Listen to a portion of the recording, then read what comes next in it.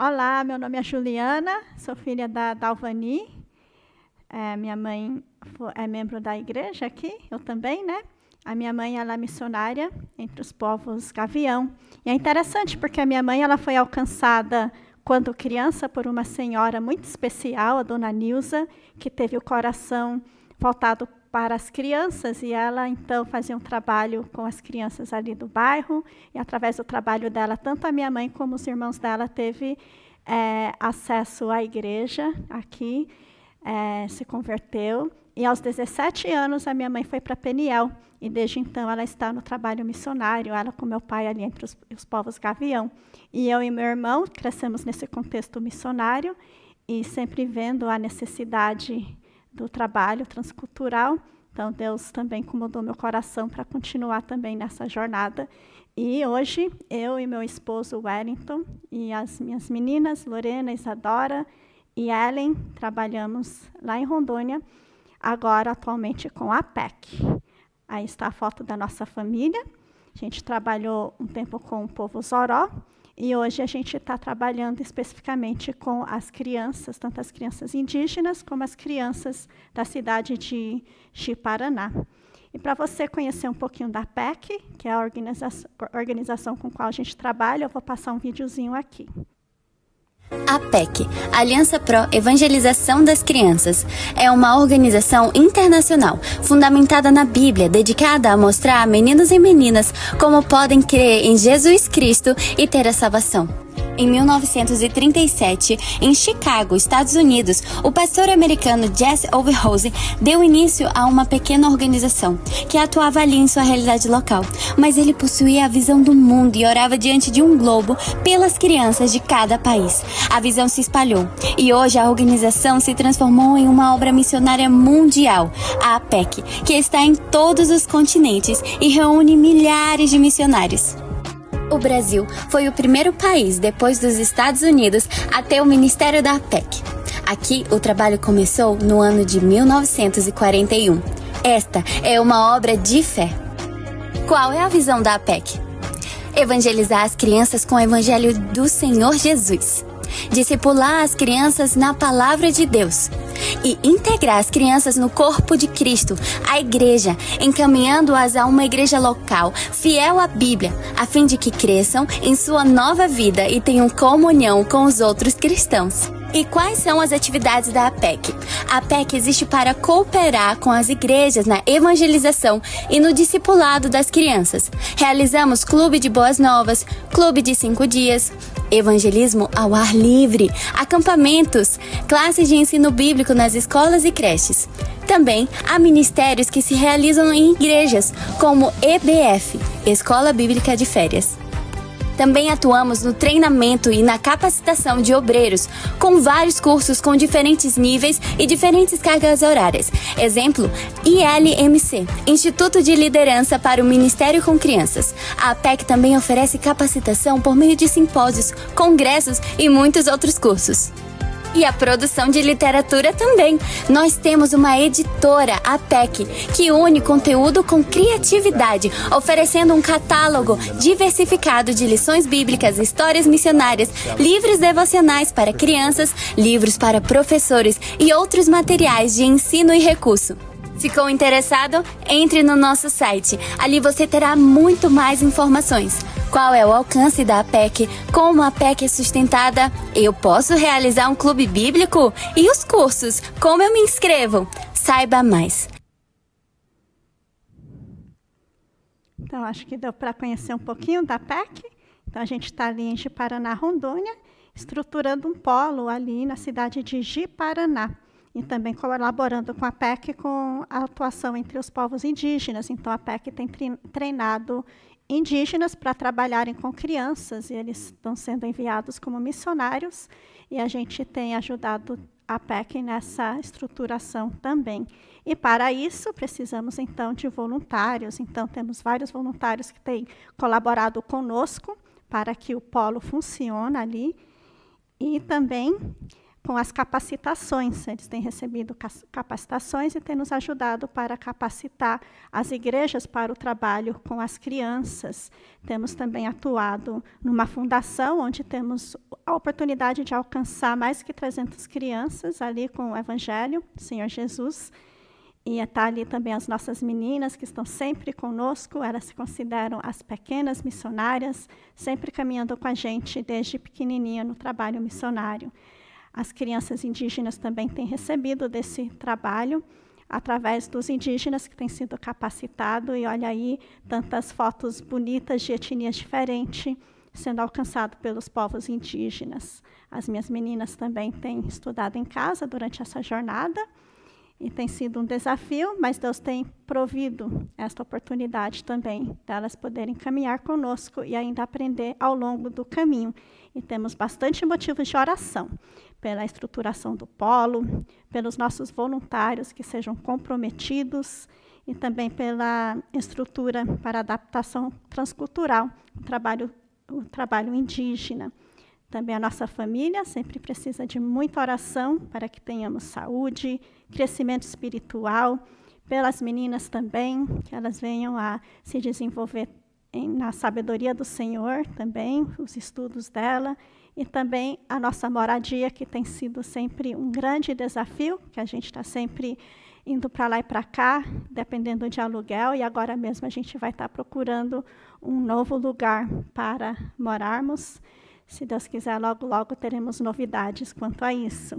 E, claro, sempre o ministério que está pela frente, né? Nossa ideia é já deixar o polo estruturado e buscar, então, o direcionamento de Deus para prosseguirmos, talvez, em algum outro local. E alguém falou em algum lugar: erguei os olhos e vede os campos, pois já branquejam para a ceifa. E essa pessoa muito especial é o nosso Senhor Jesus Cristo. Jesus falou isso em João 4:35. E é interessante o contexto de onde ele tirou, de onde ele nos deu essa ordem. Então, eu gostaria de dar uma olhada aqui no capítulo 4 de João, para ver o contexto em que Jesus estava quando ele nos falou assim: erguei os olhos e vede os campos, pois já branquejam para a ceifa. Em João 4, Jesus não está nem na Judéia, ele está em transição. Quando ele falou isso, ele não estava nem na Judéia e nem na Galileia. Ele estava à viagem, ele estava precisando sair da Judéia para ir para a Galileia.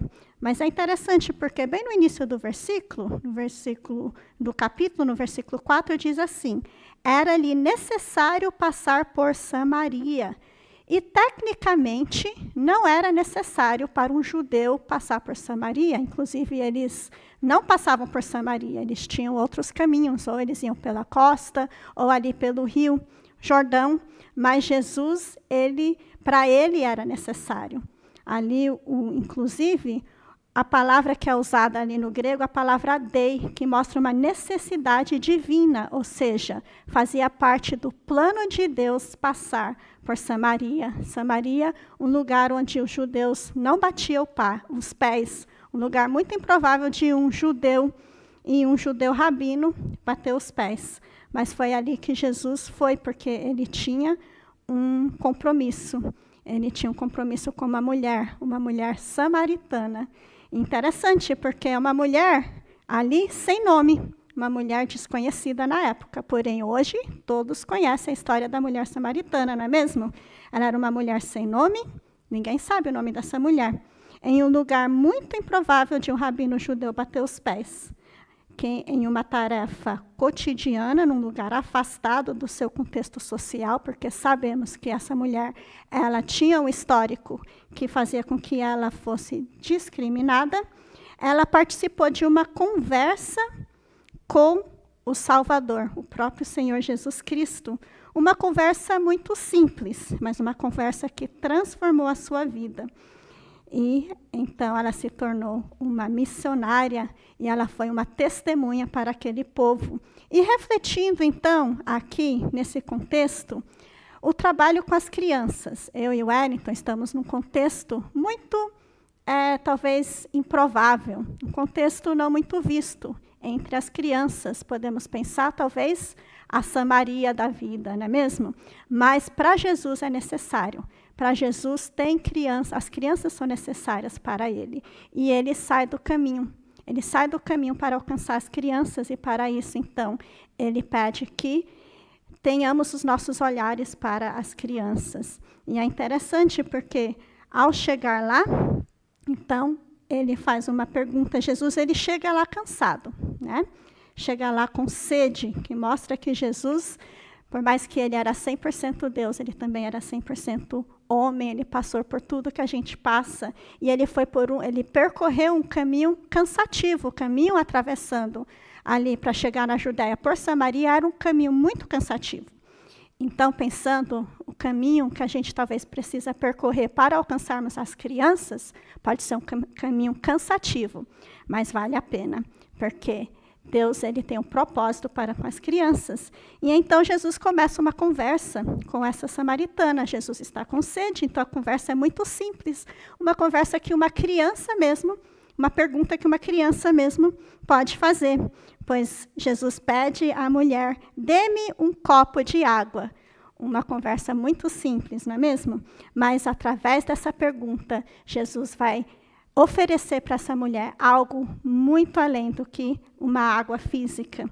E sabe, Jesus muitas vezes vai pedir um favor de mim, um favor de você. Ele irá pedir um favor de nós. Pode parecer um favor inconveniente, um favor talvez que ninguém está vendo, um favor chato, mas se ele está pedindo, precisamos fazer, precisamos obedecê-lo. E ele vai abençoar de uma forma que não temos ideia. Porque ele tem propósito com tudo que ele faz, inclusive entre as crianças. E Jesus, então, tinha um olhar para esta samaritana, porque ele se importa com todos. É interessante porque o João, quando ele escreveu o livro de João, ele colocou ali vários milagres, sinais, ele chama de sinais. E ele organizou o Evangelho de João em torno de 7 sinais. Ele chama de sinal, porque um sinal ele é um ponto de partida, um ponto de ensino apontando para algo maior. Então, sempre que João coloca ali um sinal, ele estava sempre apontando para algo superior, uma realidade maior. E esse encontro com a samaritana vem logo depois do primeiro sinal, que foi a transformação de água a vinho. Jesus transformou água em vinho, mas o que ele estava querendo mostrar é que ele veio para fazer algo muito maior. Ele estava apontando para algo maior, que era transformação de vidas. Então, Jesus tem um encontro com 2 pessoas. Ele tem um encontro com Nicodemos, logo depois da transformação de água em vinho, e depois, mais adiante, com essa mulher samaritana. 2 realidades diferentes, não é mesmo? Nicodemos, um homem conhecido, estudado, né? Um nome de muita importância. E ele vem para Jesus, mas ele descobre que para ele poder entrar no reino do céu, ele precisa nascer de novo. E essa mulher samaritana, um contexto tão diferente de Nicodemos, aquele homem de Jerusalém, uma mulher samaritana, mas os 2 tinham uma mesma realidade, uma mesma necessidade, que era a necessidade de serem nascidos de novo, a necessidade de transformação. E é por isso que Jesus vai até Samaria, para fazer essa necessidade uma possibilidade para essa mulher samaritana. E vemos em Mateus 18, do versículo 2 a 4, que para podermos nascer de novo, tem um caminho que precisamos percorrer. É o caminho da humildade, que Jesus fala assim: a não ser que vocês se convertem e se tornem como crianças, jamais entrarão no reino dos céus. Portanto, quem se humilhar como esta criança, Jesus naquele contexto estava com uma criança no colo para exemplificar isto. Portanto, quem se humilhar como esta criança, este é o maior no reino dos céus. E depois ele fala, quem recebe uma dessas crianças em meu nome, recebe a mim mesmo. As crianças são importantes para Jesus. E não importa se é um adulto, se é uma criança, não importa o contexto do ser humano. Todos têm a mesma necessidade. A necessidade de ter seus corações transformados só por aquele que pode dar a vida eterna. E ele, então, conversa com essa samaritana. E a samaritana está chocada. Por que ela está chocada, será? Será porque é Jesus, o Deus do universo, que está ali conversando com ela? Não, porque ela ainda nem sabe quem está falando com ela. Os olhos dela ainda não foram abertos para ela reconhecer quem estava ali. Ela via um homem e um homem judeu. Ela está chocada porque judeus não conversavam com samaritanas e nem mesmo com mulheres. Então, Jesus, ao encontrar com aquela samaritana, ele mostra que ele não faz... ele está acima de qualquer barreira cultural. Ele está acima de qualquer barreira social. Ele está ali conversando com uma samaritana. E da mesma maneira, Jesus, ele também se importa com as crianças. E ele conversa então com essa samaritana, pedindo a ela água. E ela fica chocada, porque um homem judeu está pedindo a ela água para beber. E ela até fala com ele assim, como o Senhor, sendo judeu, pede a mim, uma samaritana, água para beber? Pois os judeus eles não se davam com samaritanos. Mas olha só a resposta de Jesus. Ele fala, se você conhecesse o dom de Deus e quem lhe está pedindo água, você lhe teria pedido e ele lhe teria dado água viva. Se essa mulher samaritana soubesse quem estava ali conversando com ela pedindo água, ela teria pedido. Se ela soubesse o dom de Deus, e quando ele usa essa palavra dom de Deus, ele usa a palavra grego doria, que significa um verdadeiro presente. Um presente sem possibilidade de troca. Às vezes a gente não entende muito esse contexto, desse dom, desse presente em que a gente não tem como pagar. Porque a gente faz muita troca de presente, não é mesmo? Até em aniversários. Normalmente, quando a gente ganha um presente, a gente está oferecendo uma festa, não é mesmo? Mas o dom de Deus é um presente gratuito. E se ela conhecesse esse dom de Deus, ela pediria. E para pedir, teria que ter fé. Está mostrando aí a fé para poder ter esse dom de Deus. E ela pediria e ela ganharia água viva. Não a água qualquer, aquela água que ela estava indo ali para tomar. Era uma água que só Deus pode dar. A água que jorra para a vida eterna. Essa água viva é a vida eterna vindo de Deus. E a gente vê isso mostrado em várias profecias, né, que falava que Jesus ele viria e ele seria essa água da vida. Olha só, Isaías 44:3 diz, porque derramarei água sobre o sedento e torrentes sobre a terra seca. Derramarei o meu espírito sobre a tua posteridade e a minha bênção sobre os teus descendentes. Então, Jesus, ele é essa água viva.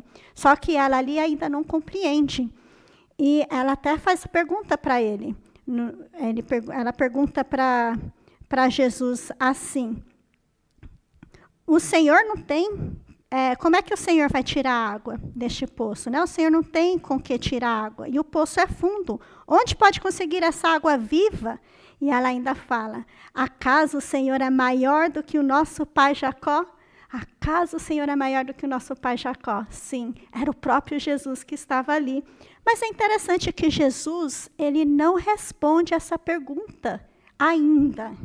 Porque ele está enfatizando, está querendo enfatizar a questão real desta mulher. Essa mulher, a questão real não é a necessidade por água. A questão real dela é uma necessidade por uma água espiritual, uma necessidade de satisfação espiritual. E sabemos que todo ser humano tem uma sede dentro dele, uma sede que é só satisfeita por Jesus Cristo.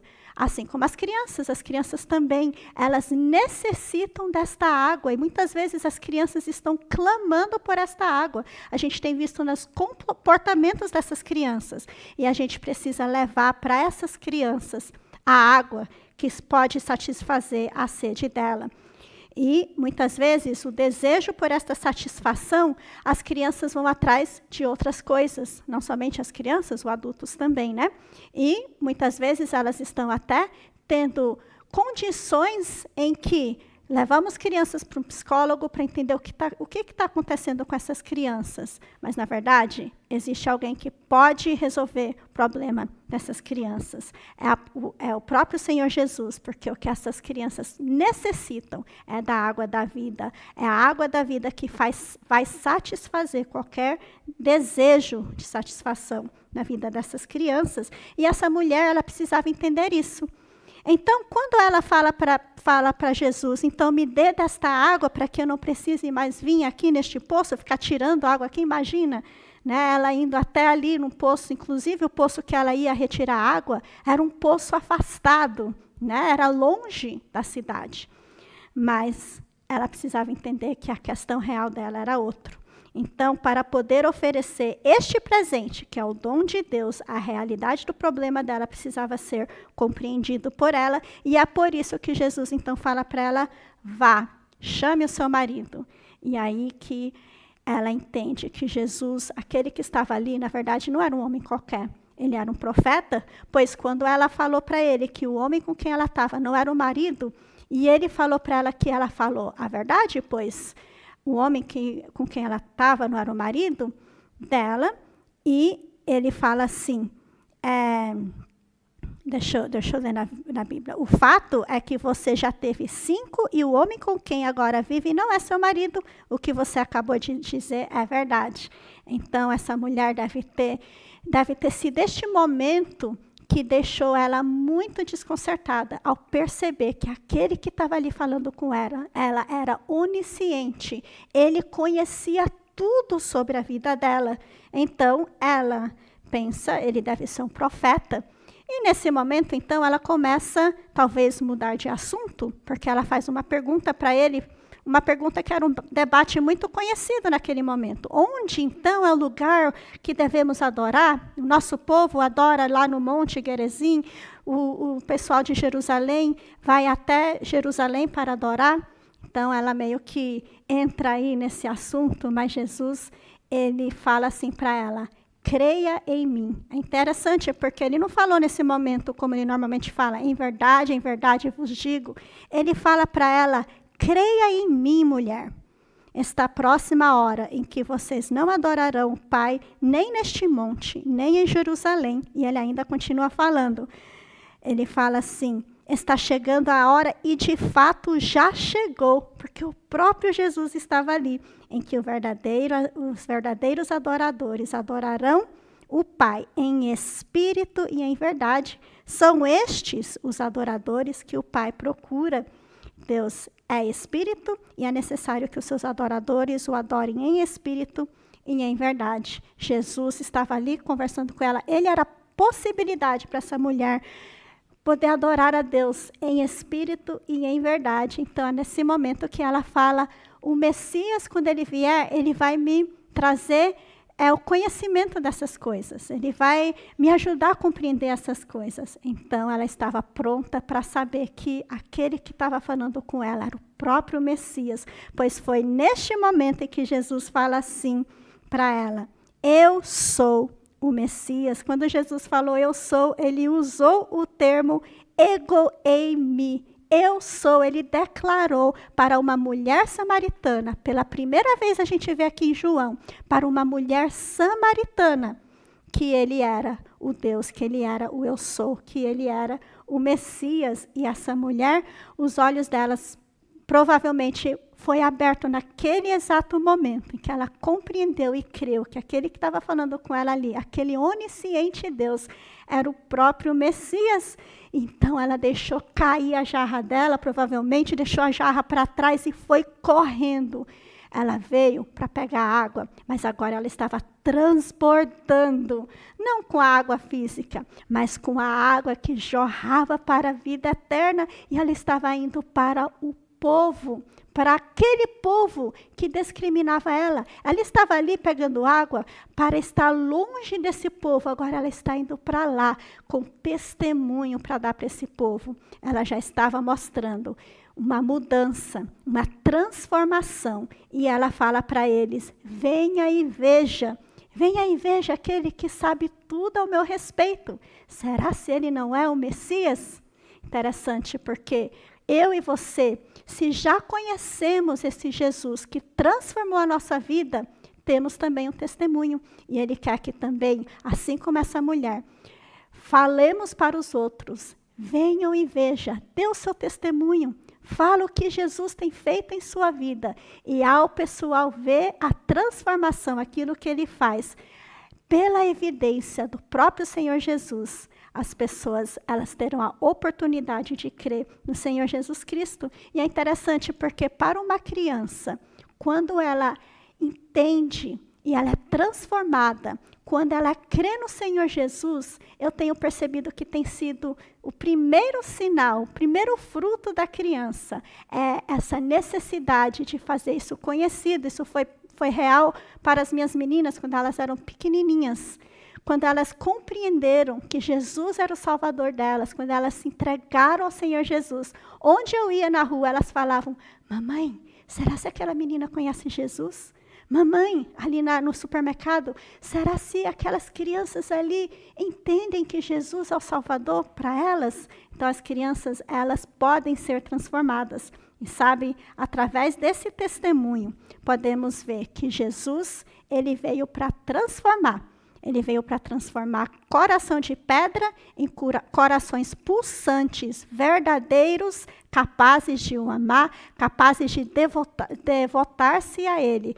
Corações que o adoram em espírito e em verdade. Crianças podem se converter, crianças podem ser transformadas. Elas têm a capacidade de ser transformadas pelo Senhor Jesus. Elas têm a mesma necessidade que o adulto. A necessidade de nascer de novo. E Jesus, assim como ele, teve olhar para alcançar a mulher samaritana. Talvez naquela época os discriminados entre os judeus. Ele também tem um olhar pelas crianças. Ele quer que a gente alcance as crianças. Ele já foi adiante. E ele fala: ide por todo mundo. E as crianças fazem parte de todo mundo. Ide por todo mundo e prega o evangelho, até as crianças. Mateus 19:14 diz: deixe vir a mim as crianças e não as impeçam, pois o reino dos céus pertence aos que são semelhantes a elas. E vamos lembrar que a Jesus pedir um simples favor para mim ou para você, precisamos fazer. Faça, seja lá qual favor que Jesus está pedindo para você. Talvez é um favor de subir as escadas do departamento infantil. Parece cansativo trabalhar com crianças, parece que não dá frutos, ninguém vê. Mas se é um favor que Deus está pedindo para você, faça, porque os frutos serão incríveis. Deus irá abençoar. E Jesus, ele age acima de qualquer barreira cultural ou de status, assim como ele se revelou para uma mulher samaritana e depois, através do testemunho daquela mulher, para todo aquele povoado. Jesus também quer se revelar às crianças. As crianças precisam enxergar a sua real necessidade de transformação. E para isso, então, precisamos pregar o evangelho para as crianças, mostrar para elas que elas necessitam de um Salvador, que elas têm pecado e que o pecado delas separa elas de Deus. Também vimos aqui que uma criança, ela pode ser transformada ao receber da água da vida que jorra para a vida eterna. Se ela se entregar ao Senhor Jesus, ela pode ser uma testemunha, assim como essa mulher samaritana foi uma testemunha. E a gente tem percebido que as crianças, elas estão prontas para receberem desta água. E por isso que logo depois ali Jesus fala aos seus discípulos, quando os discípulos estão vindo com comida traz a comida para ele, ele fala assim: tenho algo para comer que vocês não conhecem. Então, o contexto é, a mulher foi para o povoado e os discípulos estão vindo com comida. Então os discípulos acham estranho? Será que alguém lhe trouxe comida? Mas aí Jesus diz, a minha comida é fazer a vontade daquele que me enviou e concluir a sua obra. A comida de Jesus, a satisfação que ele tinha, aquilo que satisfazia o interior de Jesus, era fazer a vontade de Deus. E ele estava servindo como exemplo para nós. Se eu e você já fomos transformados pela água da vida, se já temos o Espírito Santo que jorra dentro de nós para a vida eterna, precisamos seguir o exemplo de Jesus, precisamos viver em obediência. Essa deve ser a nossa satisfação. E quando a gente vive em obediência àquilo que o Senhor Jesus está nos chamando a fazer, Ele nos satisfaz com graça, Ele nos alimenta com capacitação para fazer aquilo que Ele pede para fazer, com força, com tudo que a gente precisa, ao cumprir a vontade de Deus. Assim como Jesus, Ele foi o nosso exemplo. Então, logo depois, então, Ele diz, vocês não dizem, daqui a 4 meses haverá colheita? Ou era uma expressão, na verdade, que eles usavam naquele tempo. Tipo, deixa para depois. Roma não foi construída em um dia. Mas Jesus fala assim, eu lhes digo, abram os olhos e vejam os campos. Eles estão maduros para a colheita. Abram os olhos, vejam os campos. Não dá para esperar para amanhã, não. Hoje mesmo. Os campos, eles já estão maduros para a colheita. Tem criança no nosso lar, tem crianças na igreja, tem crianças no bairro onde a gente mora. Onde a gente olha, tem crianças. E essas crianças estão prontas para receber a verdade de Deus. E o inimigo, ele sabe, ele está investindo nessas crianças. Quanto mais o inimigo investe nelas, mais barreira vai existir para com o evangelho. Então, precisamos investir, levantar os nossos olhos, erguer os nossos olhos e lembrar, Jesus, Ele ama as crianças. Ele colocou uma criança no colo dele. E ele fala assim, para terminarmos. Quem recebe uma destas crianças em meu nome, recebe a mim mesmo. Se a gente der a água, a água da vida para essas crianças, vai ser como se a gente estivesse dando água para o próprio Senhor Jesus, porque o Senhor Jesus está com os olhos olhando para essas crianças, está pronto para dar para elas a água da vida eterna. Então, vamos nos envolver com esse trabalho com as crianças. Foi por isso que, com certeza, Deus fez com que eu e o Wellington erguêssemos os nossos olhos para com a necessidade das crianças, não somente as crianças indígenas. Começou com as crianças indígenas, que era o contexto onde a gente estava. De repente, a gente começou a ver que crianças estão morrendo de sede em todo canto, em todo lugar. Então, por isso que estamos realizando nisso. E Deus, Ele tem nos sustentado ao fazer a vontade de Deus, levando a palavra de Deus para as crianças.